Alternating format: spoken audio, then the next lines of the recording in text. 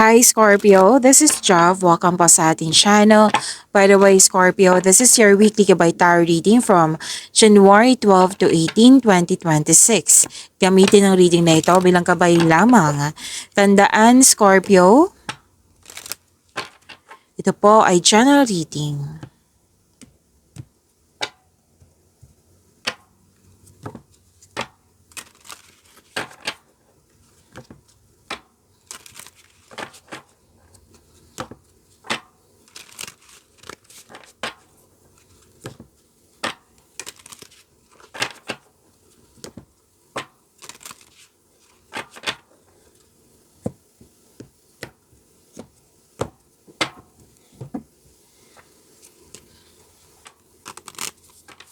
Angel number para kay Scorpio, ngayong January 12 to 18, 2026.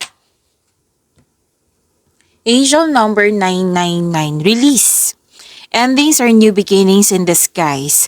An ending symbolizes the closure of one door and the opening of another. The whisper is reminding you to release and allow. It is in the release where the magic happens. To attract more blessings, let us say the power of affirmation. Let us say, doors open for me where others have closed, bringing transformation to my mind, my body, and my soul. Doors open for me where others have closed, bringing transformation to my mind, my body, and my soul. So, it's time to release like baggages, negativity, negative thoughts. Yung bigat ng nararamdaman mo, i-release mo na yan. Lalo na yung past, na nagbibigay ng past, yung nagbibigay ng bigat ng nararamdaman sa'yo. Kailangan mo nang i-release yan kasi hindi na po yan kailangan sa new beginning. So, prepare yourself, embrace this new beginning.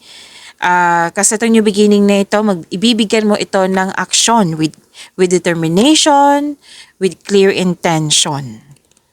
Okay? So, may opportunities dito na kailangan mong bigyan ng action. So, this is transformation. Angel number 999.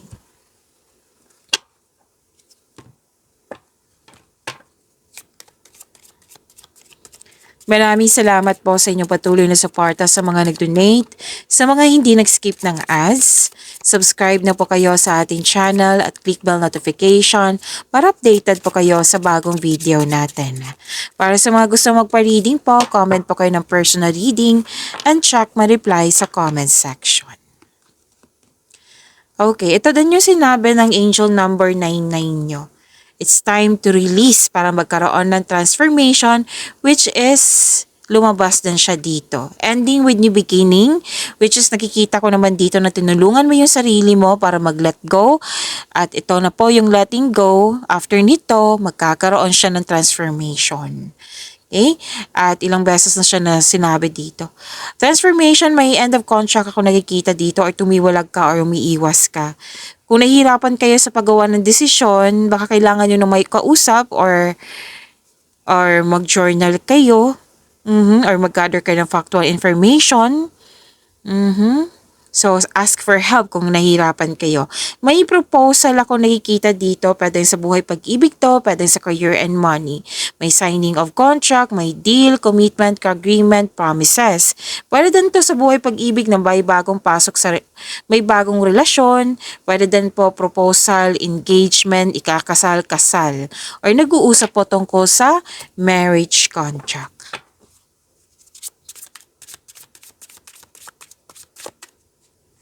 Energy.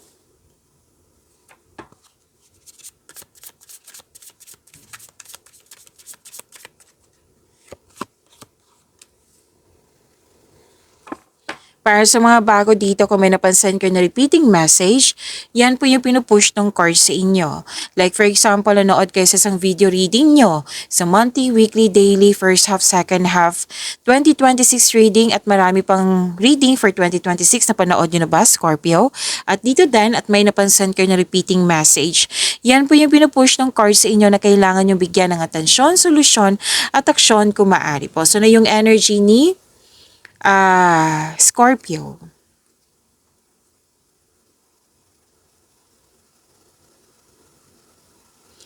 Itong dalawang card nito ay lumabas din siya dito. Yes, yung ending with new beginning. Opo. At yung sinabi ko dito na nahihirapan ka sa paggawa ng desisyon, pwedeng nahihirapan din sa pagpili, nahihirapan sa pagtanggap sa pagbabago. Okay, lumabas siya dito at sa tarot cards nyo.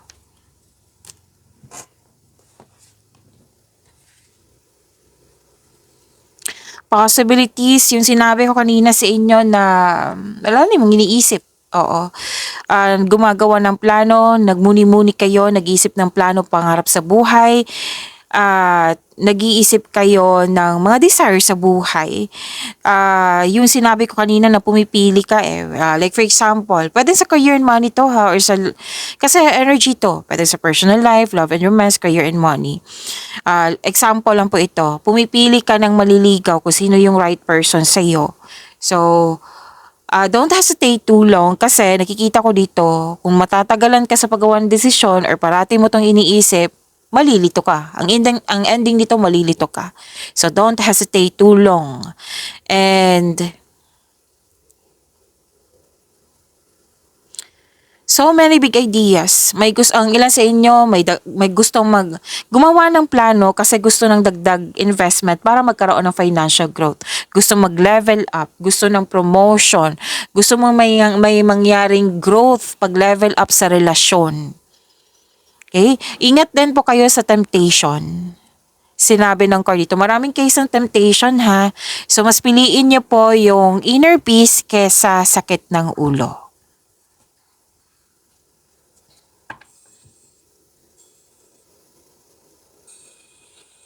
Yan po, yung new beginning, maaring nabigla ka nito. Bigla ang pagbabago, so expect the unexpected. Huwag kayong mag-alala, sabi ng card, kasi makasuporta to sa inyong growth and expansion. This is change for the better. Hindi to ikakasama sa'yo, kundi nakakabuti sa'yo tong pagbabago na ito.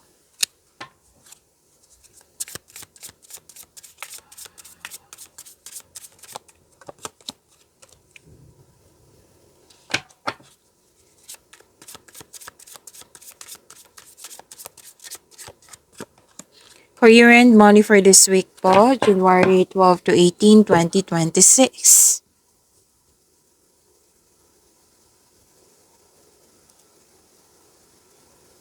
May na-realize po kayo dito kasi nag-self-assessment, nagkaroon ng time for reflection, so may realization, may magaganap na awakening.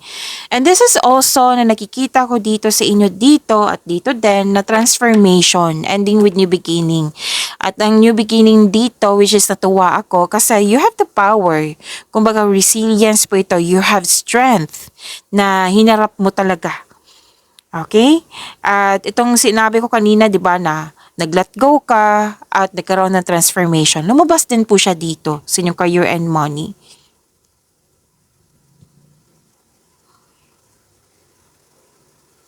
Huwag niyong i-allow ha na yung mga nangyari sa nakaraan na pagkakamali na feeling mo maapektuhan yung present mo. Huwag niyong i-allow yan. Instead, mag-focus kayo sa pag-release dito, which is sinabi ng yung angel number 999 kanina. I-release mo yan. Mag-focus kayo sa pag-release sa nakaraan yung baggages, yung old emotions, at mag-move forward kayo into a new and more successful period. Yes, may nakita akong success dito na parating. May financial growth na magaganap.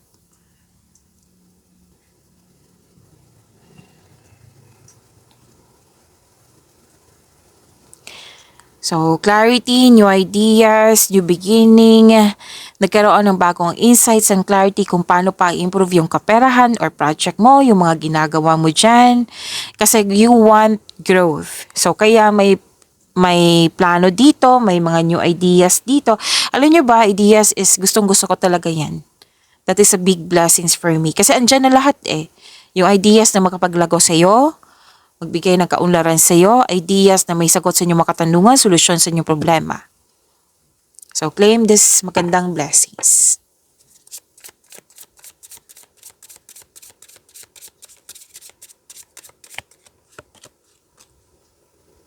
Love, life, self-love, partnership, and romance, Scorpio.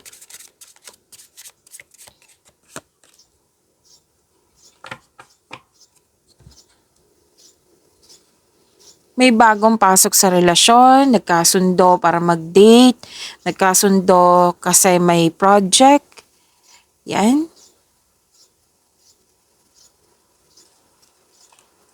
Ito yung sinabi dito, 'di ba?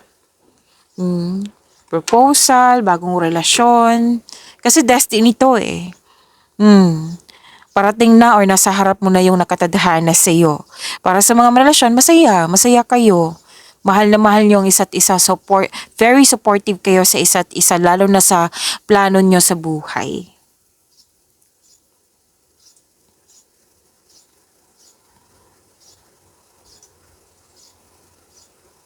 Okay, so this is releasing also. Another card na nagsabi dito, release, angel number 999. Really, ano to eh, pagtatapos ng mga paulit-ulit na lang nangyari. Yung nabigyan na rin yun again, ayusin ko lang. Yung binigyan mo siya ng ano, yung paulit-ulit na lang na concern, nabigyan na ng solusyon, nabigyan na ng sagot, natapos na. Pwede din space to, pwede separation to. Marami kasi ako nakikita dito eh. Basta po pagtatapos ng isang mapait na sinapit. Kasi may pagtanggap na. So, itong pagtanggap na ito, itong ending na ito, na may kasamang new beginning, ang new beginning na ito ay may biyaya. May parating na biyaya na magbibigay daan ng mas maunlad na panahon na pagyamanin niyo po yung blessings sa binigay sa inyo, Scorpio. See you tomorrow. Maraming salamat po.